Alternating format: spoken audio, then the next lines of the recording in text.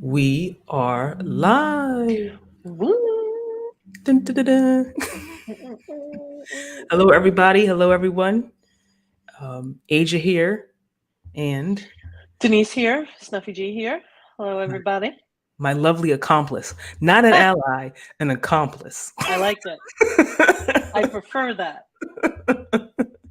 Yeah, there was somebody who said there's a difference between an ally and an accomplice. An accomplice means that if something hits the fan, you're going down together because you really put skin in the game. So, whereas an ally is like, yeah, I got your back way over Yeah, here. I'll see you later. Yeah, but an accomplice is in on it. um, so yeah, this is Aja and Denise of Trella. If you're new, and this is your first time checking us out, welcome. We're going to be talking about a few different things during the course of today's live. We always like to bring up topics that are important to us, not just specifically to a product or a service that we're offering. We like to talk about what's important to us because we think it helps to share who we are as people, who we are as a team, and kind of what drives us. So we're going to be covering some information and some updates about Brittney Griner and Free Brittney. her incarceration in Russia. Unfortunately, we're going to touch on that. We're going to talk about the difference between indoor farming and outdoor farming when it comes to climate resilience. People talk about climate change and climate action, and then we've got food scarcity, and we've got the cannabis industry. Everybody is trying to figure out what to do. Not everybody, most people, most people are trying to figure out what to do. So we wanted to try to shed a light on that from our perspective, given the background that we have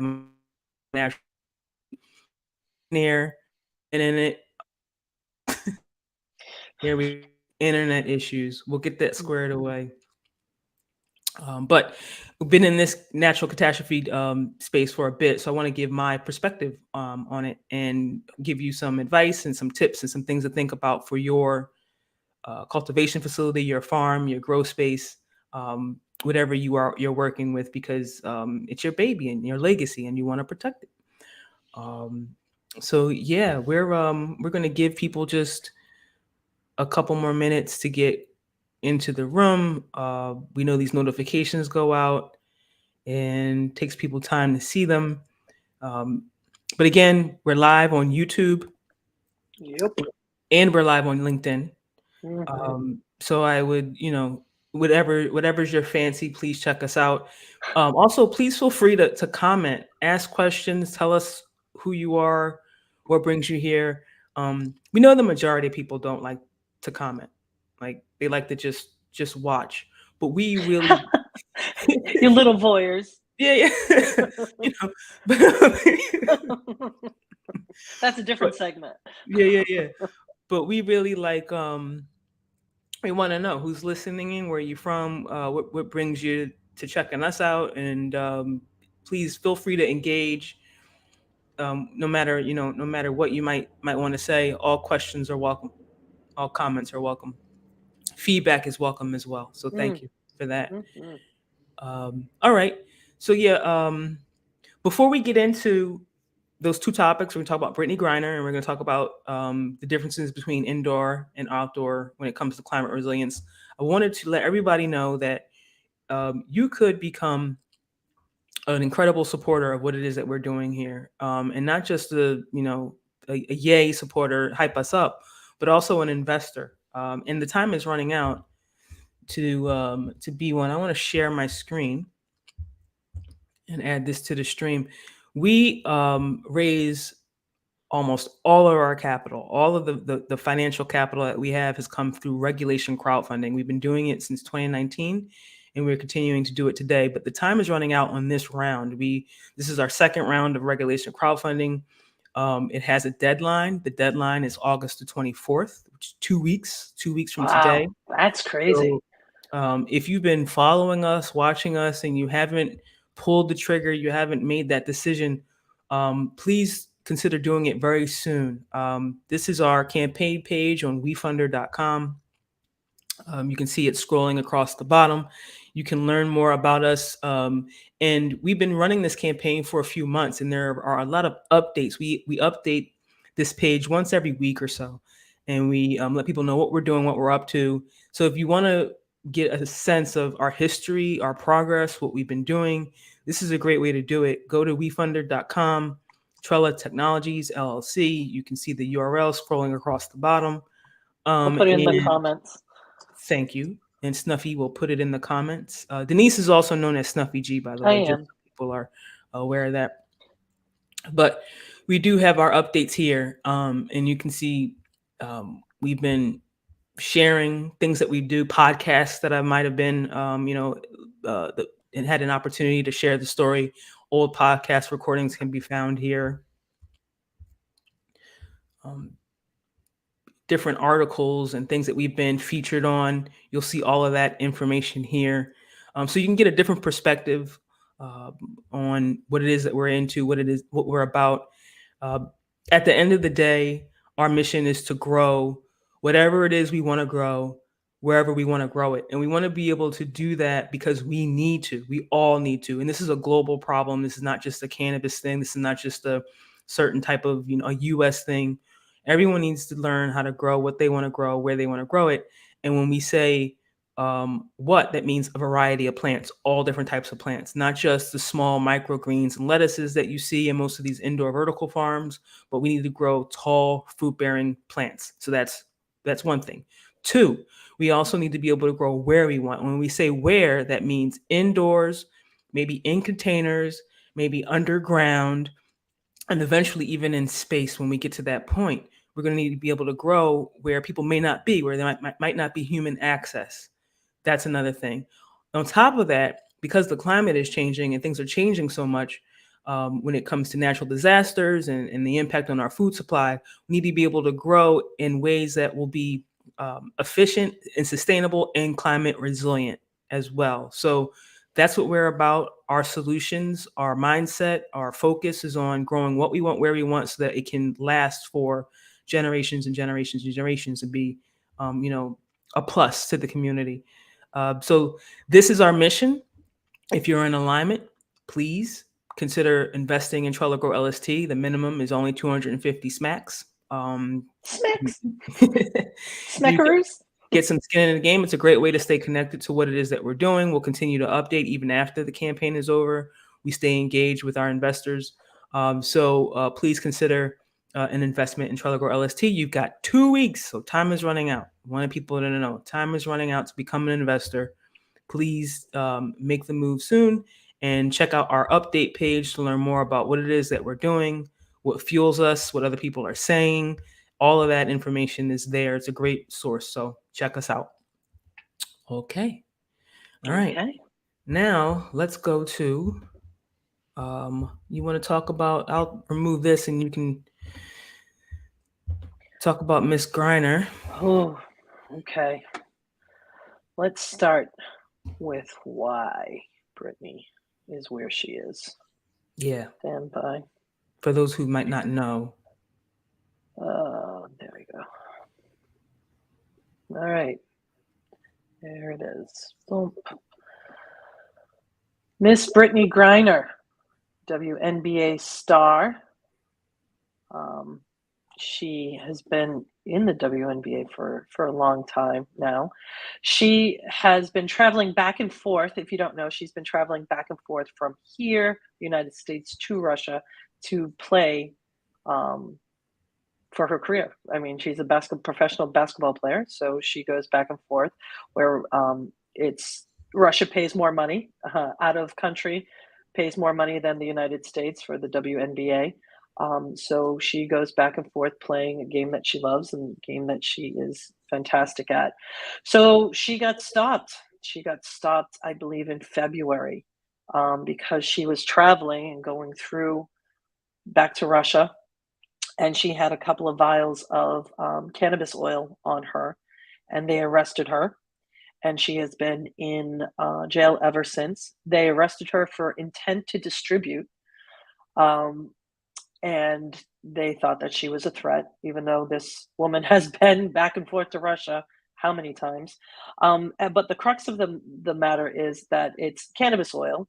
It's medicinal cannabis oil. There was no intent to distribute. And she actually had a doctor's note from her doctor over here in the United States. Side note, nothing is legal in Russia. Marijuana is not legal. Medical marijuana is not legal. However, there's a lot of political stuff behind this and the reasoning why she is detained. And now she just got sentenced to 9 years. 9 years in prison for medical marijuana, basically oil. So this woman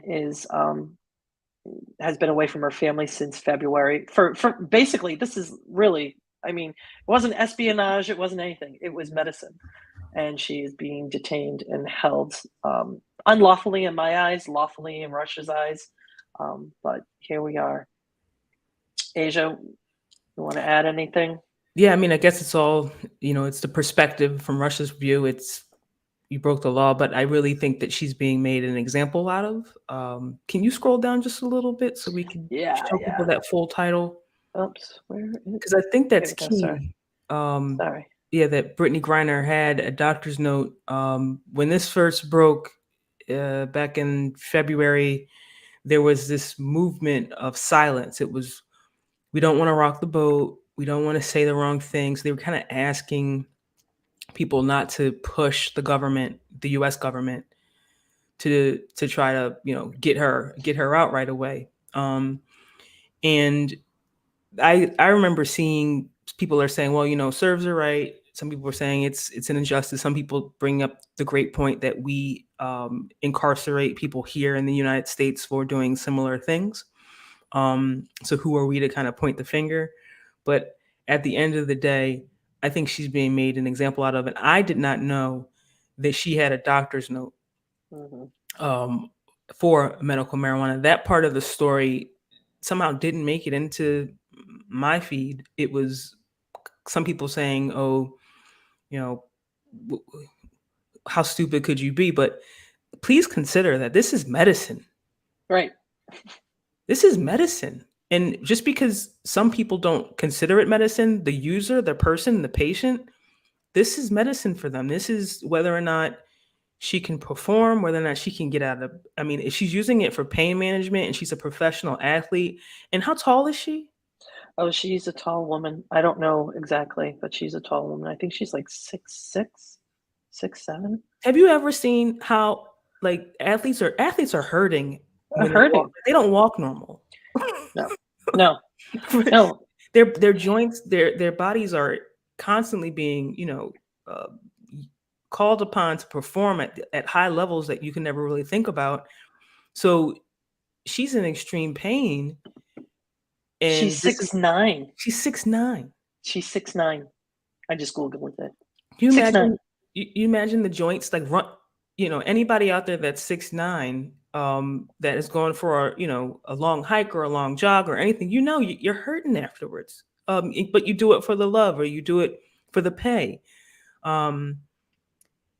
She was using it as medicine, and that part of the story just never made it to me. I understand that Russia does not give a F.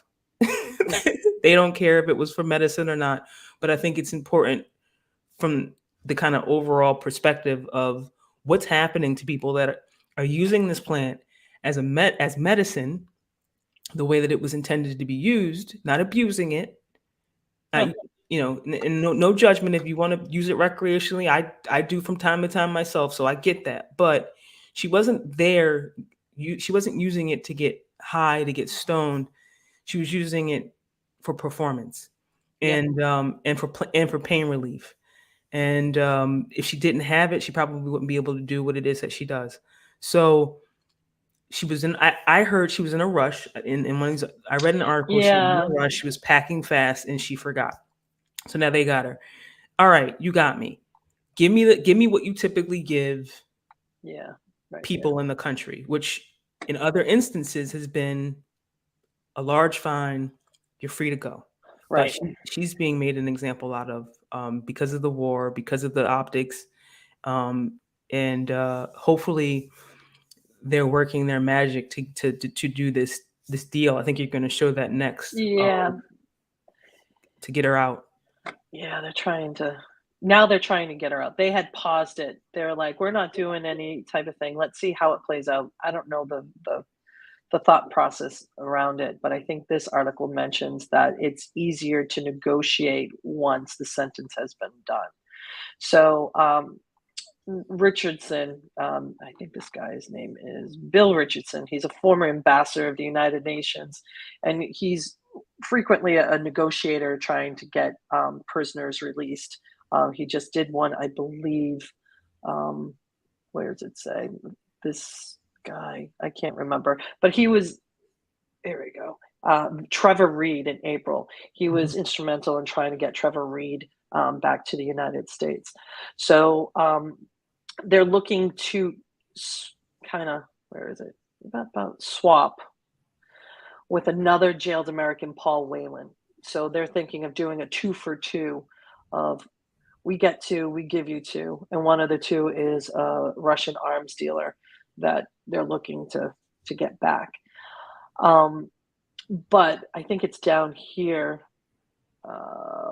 He says that he felt relatively positive for several reasons. For one, the conclusion of the criminal case against Griner last week, where she was convicted and sentenced to 9 years in prison on drug charges, provides an opening for diplomatic negotiations to begin in earnest. Plus, he said the U.S. and Russia have already shown a willingness to carry out prisoner swaps, as evidenced by the Reed exchange. So he's thinking that, Blinken has already put out the parameters of the exchange. Now it's just a negotiation of when, how, but I don't know how long this thing takes. I mean, this could take 2 years. It could take a year. It could take a month. God knows how long this will take. So now Brittney Griner is over there isolated in a different country, away from her family and friends, and sitting in a cell. It's I don't know. I don't think this is getting enough press. Many people can say, well, Paul Whelan wasn't given enough press either. Well, he was at his time when he was taken and things were happening with him. But this is something a little bit more than just like a journalist. She's a professional athlete who was using medicine, and it was just an opportunistic situation that the Russians took advantage of and said, oh, all right, here we go. Screw you, United States. You're fighting against us, but giving money to Ukraine. So we're going to do this. See how you like it. Yeah. So it's those little microaggressions of things that make it more political. Yeah. I mean, if I was an athlete playing for another country, I'd be a bit more concerned. Playing over in China or something like that, I'd be concerned right now. To be made an example out of. It's a shame. And I do want to, again, remind people that we do this to people here. Yeah. We ruin lives Yep. over small amounts of cannabis here that people use for medicine. And it's got to stop, especially if you're yelling about Russia, yell about us as well. This is ridiculous to lock down a plant like this. If you're still wondering why cannabis is legal, if you don't understand why the plant was made illegal, do your research, learn about the FBI and how it was kind of created to really incarcerate people. Again, the 13th Amendment did not say that slavery was no longer able to be a part of this land. It just said you have to be incarcerated and then we can make you a slave. So if you don't know about the 13th Amendment, read it. Slavery is legal, especially if you're a criminal.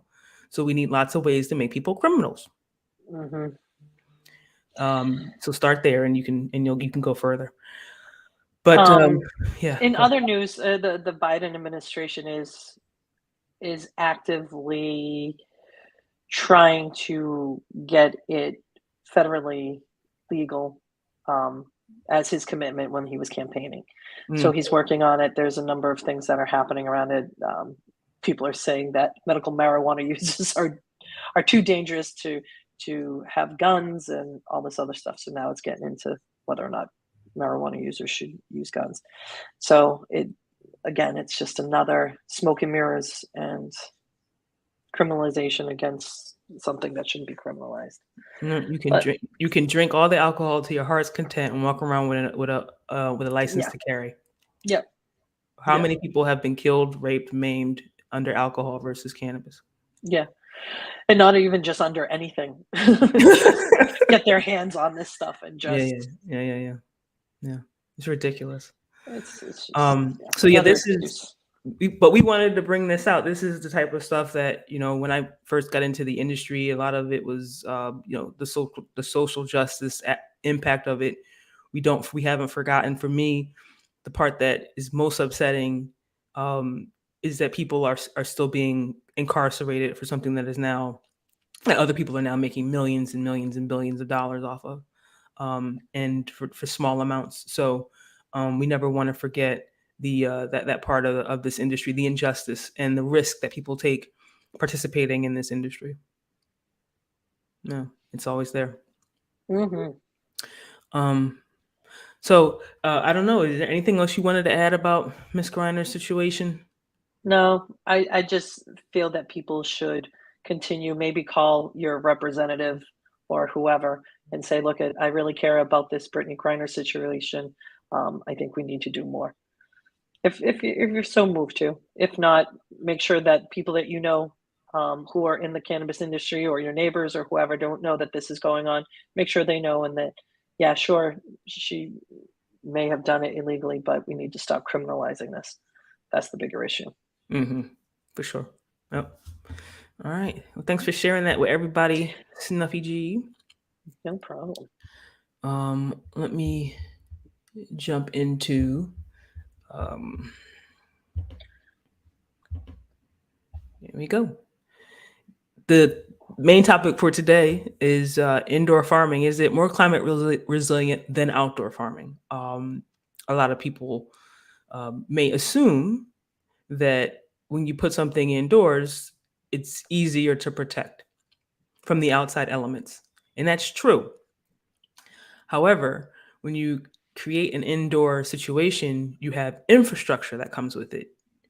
And that infrastructure can still be impacted by climate change and natural disasters. So there's a debate that I kind of want to have out loud about which one is better, and then also talk about, well, what can you do if you have an indoor farm and you are concerned about this, you know that you're exposed, or maybe you don't know, maybe you're not sure, and you should know. I wanted to kind of throw some stuff out there that might be good food for thought, and things that you should consider, whether you're growing indoors or outdoors. But don't just think because you're indoors you don't have to worry about this stuff.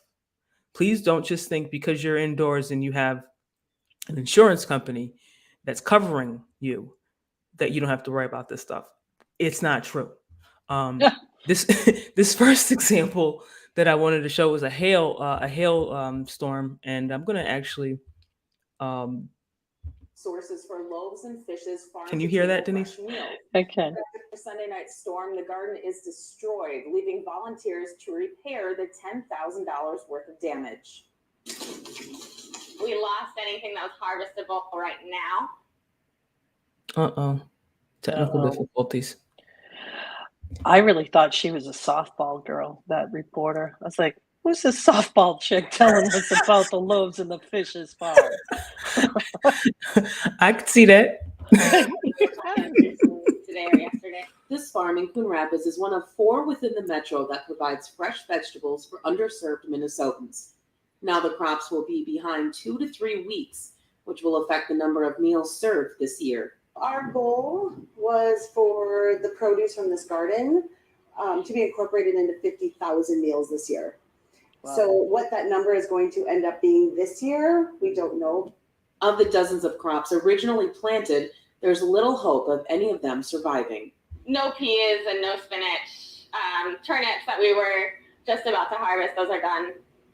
Carrots take 2 weeks to germinate, and so we had carrots that were germinating. That's gonna take another 2 weeks until we have that again. Loaves and Fishes now needs help rebuilding the destroyed farm, and the community has already stepped up to show their support. So I'll pause it there. But I mean, a lot of people think about, well, they're outdoors, so obviously this is an issue. There are hail protection systems for outdoor farms. But if you're indoors, you're thinking, oh, I don't have to worry about that because I have roof cover to protect, what's growing on the inside. But you also have HVAC equipment in most cases. If you're growing inside, you've got lights, you've got HVAC equipment cooling everything, keeping things at perfect temperatures and perfect humidity. And those things are usually either outdoors in the parking lot or on a roof. And HVAC equipment also has fins that provide the cooling so that you can bring the cooling on the inside.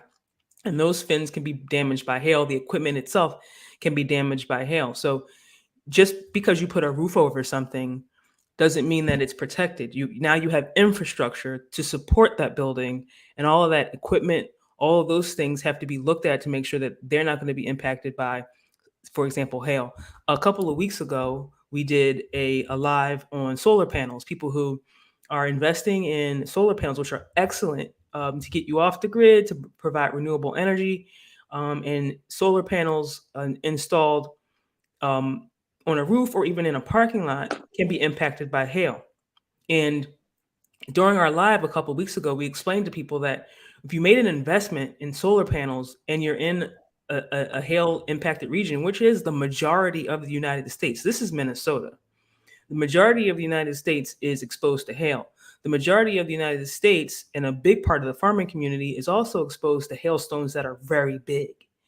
Most solar panels that are tested for hail are not tested for hailstones that are that big. If you'd like to learn more about it, we can drop a little link in the recording, because we'll have this recorded. So anybody who missed it, you can come back. But we'll also drop a link in the recording so that you can see that old live talking about how hail can impact your solar panel investment.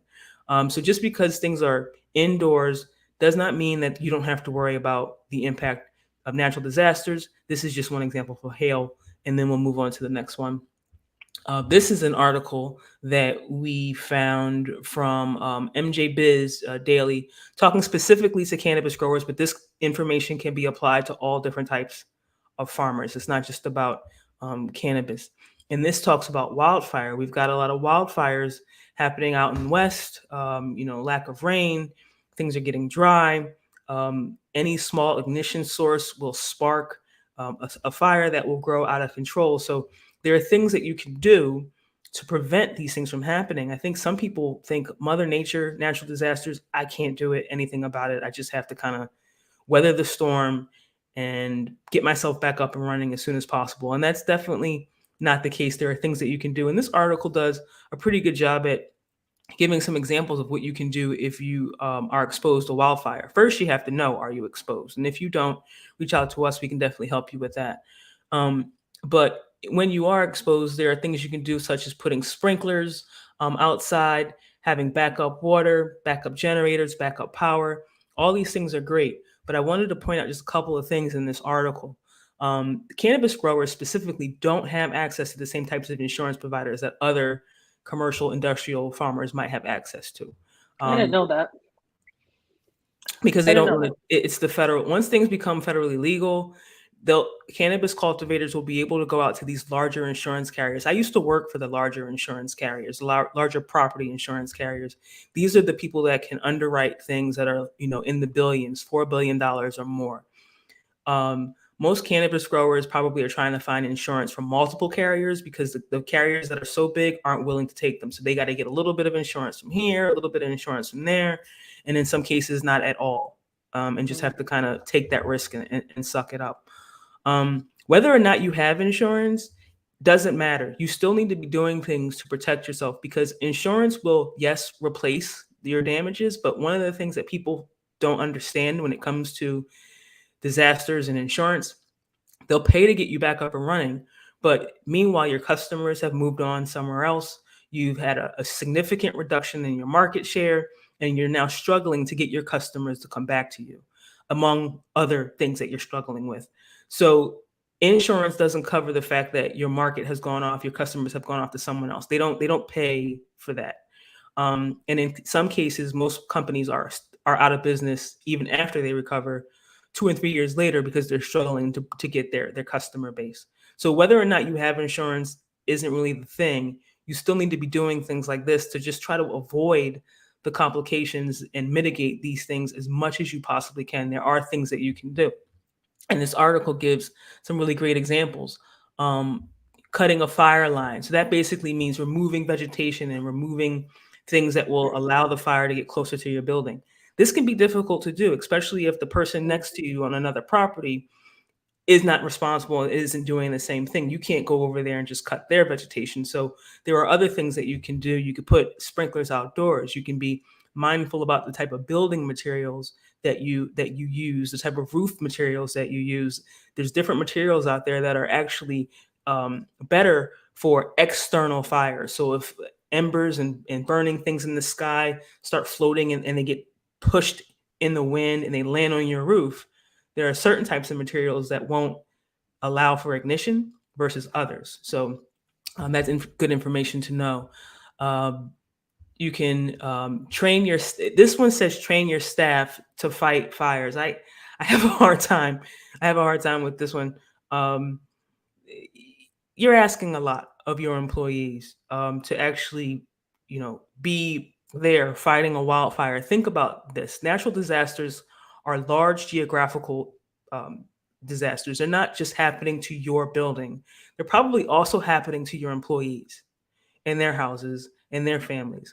So to ask your employees to, leave their home to fight your fire, some of them may do it. But to expect it and to request it, in my opinion, is a bit bold. It's a bit bold. So I don't know that I support this one. But using outdoor sprinkler systems can help with this if you have the infrastructure and you have the forethought. You think about this in advance, and you know that you're going to be in a location that has wildfire, and you're improving a building or building from scratch that are on the of your spray. Going in though. Okay, thank you. It's very helpful. Bear with us here. By next week, we should hopefully have this issue solved. I have called Xfinity several times, and they have promised me that my new modem is on the way by Friday. But as I was saying, sprinkler systems are a great idea. Backup power is also really great. Having a backup power system that will run things while you're not there, because you will not be able to get to the location. This is an example with wildfire, but if it's a flood or a hurricane, same thing. You're not going to be able to be at the location. It's not safe. In some places, they force evacuation. They do emergency evacuation. So you're not going to be able to be there to maintain the farm, maintain cultivation, maintain your HVAC. It's great to be able to have all of these things automated. The one thing that people forget when it comes to this is, yes, you've got your lights automated, you've got your HVAC, your watering systems are still providing everything that they need to your plants, but your people will not be able to be there and/or can't be there. So when the plants are growing, and this could be for a long time. This could be for 2 weeks at a time, a month, a couple of months, several months. It depends on the catastrophe. For example, right now in Kentucky, we talked about this last week. I think we're on like week 3 now of hearing news about things still going on in Kentucky.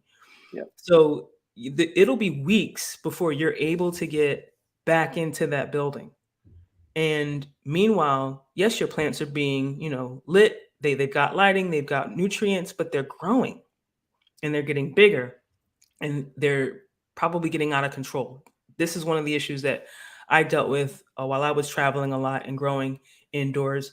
My plants would get out of control. So we came up with Trella Grow LST, which is an automated way to control your plant height and to maintain an even canopy. So if I'm not able to be there every other day or every day, I've got something that's automatically there controlling my plants for me, not just the lights and the HVAC, but I've also got something controlling the canopy size and the height of it. If you hook that into your backup power supply, you've also got that issue under control as well. But here is kind of a quote from this. Generators with an automated system, owners can run operation from an iPad or computer to fill up the reservoirs. That way, plants can at least be watered. But it's not just about the watering. There are several other things that need to be automated and connected to your backup power supply as well. So please consider that. And then making sure that firefighters have access to the building so that they can try to wet the outside and get around and do what it is that they need to do to try to save your building. But remember, they're trying to save lots of other buildings as well. So their capacity, they might be maxed out. Relying on the fire department or your employees to fight the fire is really like the last resort. You really want to have other things in place, physical protection systems, they're called, that will do the protection for you so that you don't have to put yourselves or somebody else's life in danger to do it. Moving on. I like that part. Hold on, go back for a sec. I like that part about the lock boxes, like that contains all the keys to the structures and the gates. Yeah, and that's for every huge. location. That's every location. If you have, even if you aren't exposed to a natural disaster, you could still have a fire. You want to allow you want to be friendly with your fire department. You want to go, you want to introduce yourself, what it is that you're doing. You want to ask them to come in to tour your facility, and you want to let them know, here's where I provided access keys so that if you guys have to get here and I'm not able to get here, you don't have to smash windows or hack down doors, because that's going to, one, create a void in your building envelope, allowing for more damage, and you don't want them to have to go in that direction. So it's best to try to be proactive about it and have that lockbox. Yeah, thanks for pointing that out, Snuff. I got you. All right. Boom. Up next, we've got an example of a flood surrounding a farm in British Columbia. This one here is, I think, typical of what most people will probably experience. A lot of builders try to elevate the buildings so that they're not in the flood, but they don't elevate the parking lot, the roads, the pathways going around it. So your building might be okay, but every road going into it is covered with water, which means you can't get there, which means if something happens, you won't be able to get in, to get out. You're gonna have to wait for the water to recede. Depending on the situation, that could be several days, a couple of weeks. And you also have to consider that your infrastructure, your transformers that feed your facility are usually located in the road in a parking lot somewhere, and those could be flood exposed. So again, backup power is still definitely key, and wherever you place the backup power is key. You don't want to put that in the parking lot where it could be flood exposed. You might need to elevate it. There's a lot of you may drive around and see a lot of elevated transformers, and that's one of the reasons why people do that type of thing, is to get them out of a flood zone. But the same thing applies here. You're going to have things automatically, attached to that backup generator. I think some people may have a, backup power for a couple of days. You're probably going to want to try to figure out how to have backup power for more than 2 weeks. 2 weeks is minimum. 3 months. 3 months is great. Hard to do that. The way to do it, though, is to develop a relationship with, let's say you have a diesel fuel generator that backs up your facility, and you know that you only have enough diesel fuel to run your entire facility for a couple weeks, and then after a certain amount, you're going to run out. That means you have to have some sort of a relationship with your diesel fuel supplier to say, hey, can you come in and back us up or top us off, or a couple days when you get in kind of that warning that maybe a hurricane's coming or a flood is coming, you're going to want to make sure that you have extra capacity for your diesel fuel, because you want to really make sure that you can make it through the long run. You don't want to run out, 5 days later and then still not be able to get into your facility and do anything. You want to do this in advance. So it requires a lot of planning before, developing relationships with people before, figuring out who you can rely on before. You don't want to wait until after. And If it feels overwhelming, it sounds overwhelming. I get it, because it is. It's a lot. It's a lot to handle. There's a lot of like moving parts and a lot of things to consider. Lean on someone like myself. That's my expertise. It's my background. Please reach out to us.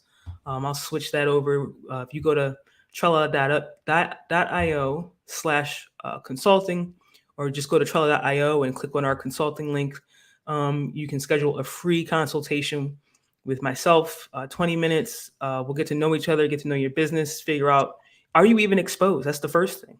Do you have these issues to even worry about? Because if you don't, sweet. But if you do, it's okay. We can work together. We can help you out, and we can work and help you through it in advance, so that you're not just relying on the insurance company or the fire department or somebody else to come and help and save your legacy, because nobody's going to care about it as much as you will. Yeah, that's my spiel for today. Any questions that I didn't cover, Denise? I don't know. I don't think so. I'm just so blown away about the insurance companies just not protecting cannabis farmers. I mean, it's just weird to me. It's like, I don't care. Like, okay, sure, it's not legalized, but I don't know. They could find a way around it instead of just, insuring the plant. Can't they insure the equipment, the land, anything? No, it's the same with the banking institutions. You can't get most cannabis companies can't get access to commercial banks. If you even have customers that are cannabis related, you have a hard time getting banks. It's because everything's federally, associated, federally funded.